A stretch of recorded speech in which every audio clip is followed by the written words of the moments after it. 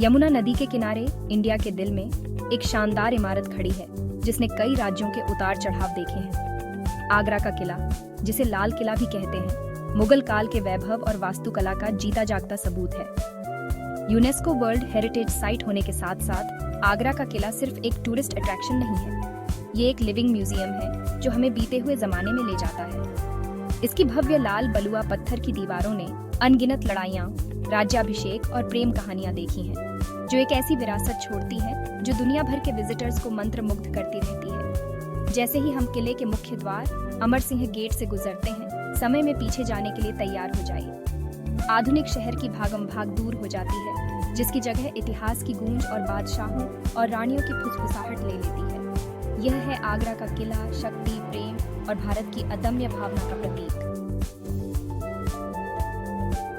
आगरा के किले की कहानी 1565 में तीसरे मुगल बादशाह अकबर के साथ शुरू होती है। अकबर ने एक ऐसे भव्य किले की कल्पना की थी जो एक सैन्य गढ़ और उसकी शक्ति का प्रतीक हो।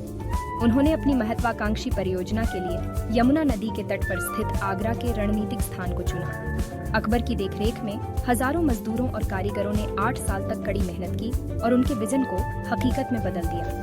लाल बलुआ पत्थर से निर्मित किले की विशाल दीवारें जमीन से उठीं और 84 एकड़ के क्षेत्र को घेर लिया। अकबर के उत्तराधिकारियों, खासकर उनके पोते शाहजहां ने किले की भव्यता को और बढ़ाया। उन्होंने पहले की कुछ संरचनाओं को अपनी सिग्नेचर मार्बल क्रिएशन से बदल दिया। सदियों से आगरा का किला एक सैन्य ढांचे से मुगल वैभव और वास्तुकला की फिनेस के प्रतीक के रूप में विकसित हुआ।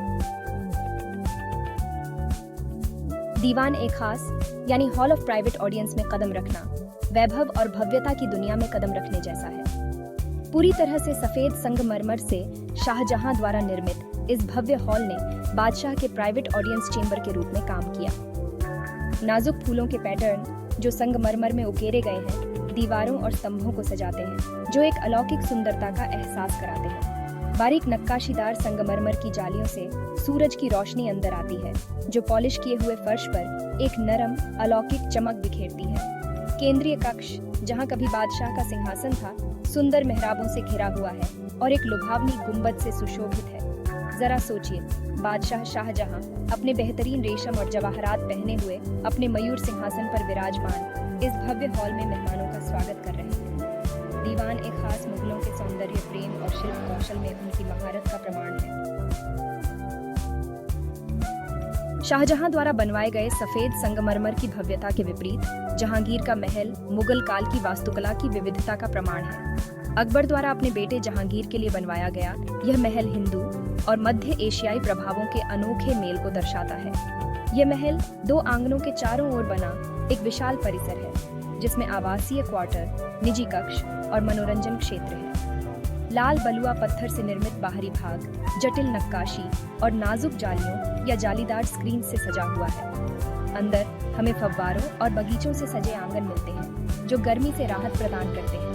जहांगीर के महल की सबसे खास विशेषताओं में से एक हिंदू वास्तुशिल्प तत्वों का उपयोग है, जैसे हाथी की सूंड और कमल की कलियों के आकार के ब्रैकेट्स। जहांगीर का महल एकजुट और समावेशी भारत के अकबर के दृष्टिकोण का प्रतीक है। आगरा के किले की प्राचीर के ऊपर यमुना नदी के झिलमिलाते पानी को देखते हुए खास महल है, जो मुगल वास्तुकला का एक सच्चा रत्न है। शाहजहां द्वारा निर्मित यह उत्तम महल उनके निजी निवास और उनके परिष्कृत स्वाद और सुंदरता के प्रति प्रेम का प्रमाण था। पूरी तरह से सफेद संगमरमर से निर्मित खास महल भारतीय सूरज के नीचे चमकता है। इसके नाजुक मेहराब, जटिल जालियां और सुंदर छतरियां एक अलौकिक सुंदरता का आभा मंडल बनाती हैं। महल को यमुना नदी से आने वाली ठंडी हवाओं को पकड़ने के लिए डिजाइन किया गया है, जो गर्मी से राहत प्रदान करता है।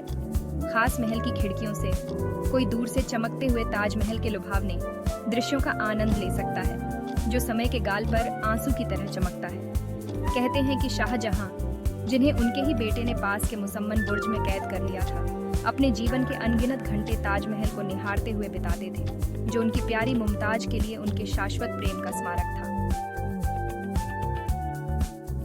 आगरा के किले की कहानी एक मार्मिक मोड़ लेती है जब हम मुसम्मन बुर्ज की ओर बढ़ते हैं, एक अष्टकोणीय मीनार जिसने अपने जीवन के अंतिम 8 वर्षों के दौरान बादशाह शाहजहां के लिए सोने के पिंजरे का काम किया था।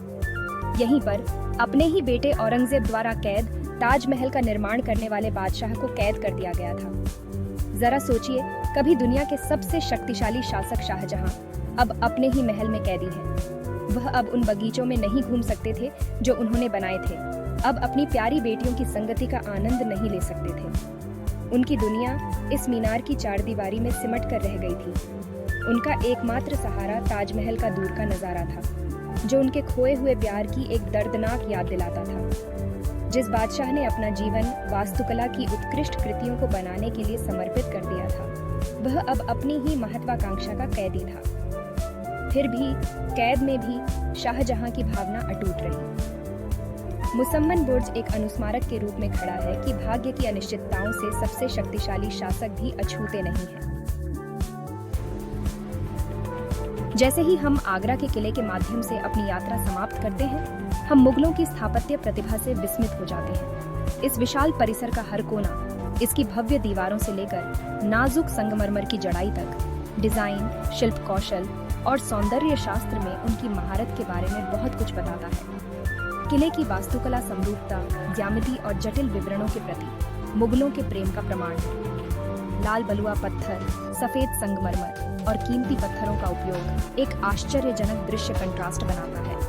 लेकिन आगरा का किला सिर्फ खूबसूरत इमारतों का संग्रह नहीं है, ये मुगल साम्राज्य की भव्यता, शक्ति और सांस्कृतिक परिष्कार का प्रतीक है।